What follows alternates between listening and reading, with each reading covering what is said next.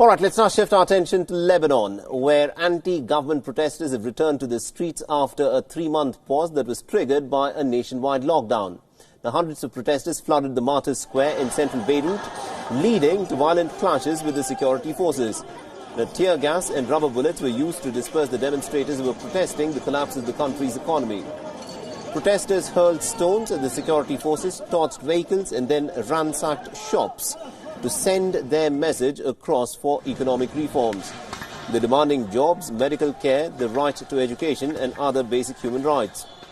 The protests first erupted back in October 2019 and led to a new government under Prime Minister Hassan Diab.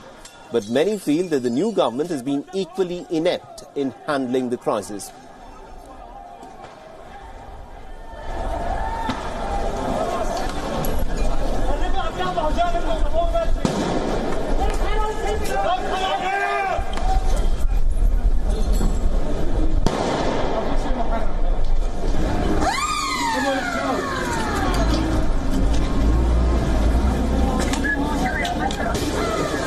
عم نطالب بقضاء مستقل، عم نطالب بمحاسبة.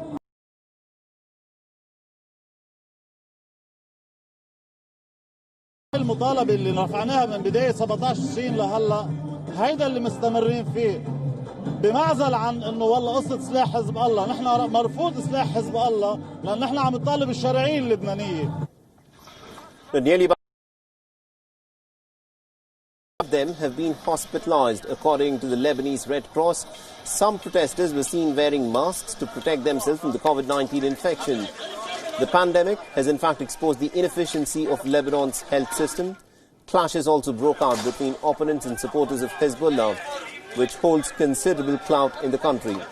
Now, Hezbollah is the only group to have retained their weapons despite the end of the civil war back in the year 1990.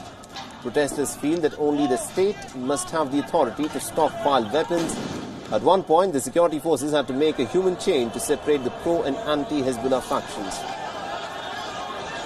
Lebanon's economy has also taken a bit of a turn for the worse in the last few months.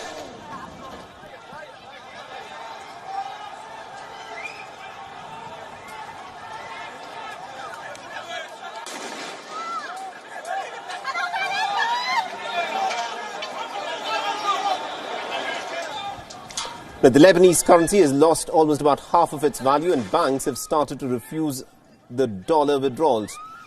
More than 35% of the population presently is unemployed in the country and 45% are said to be below the poverty line.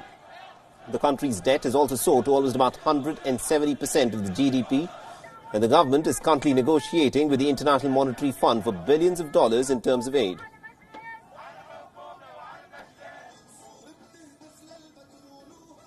Meanwhile, thousands of Israelis rallied in Israel's Tel Aviv against the government's plans to annex parts of occupied West Bank. Demonstrations were seen waving Israeli and Palestinian flags and also holding up placards which said Palestinian lives matter. The protest was originally forbidden by the police due to fears of the coronavirus, but was later given the green signal.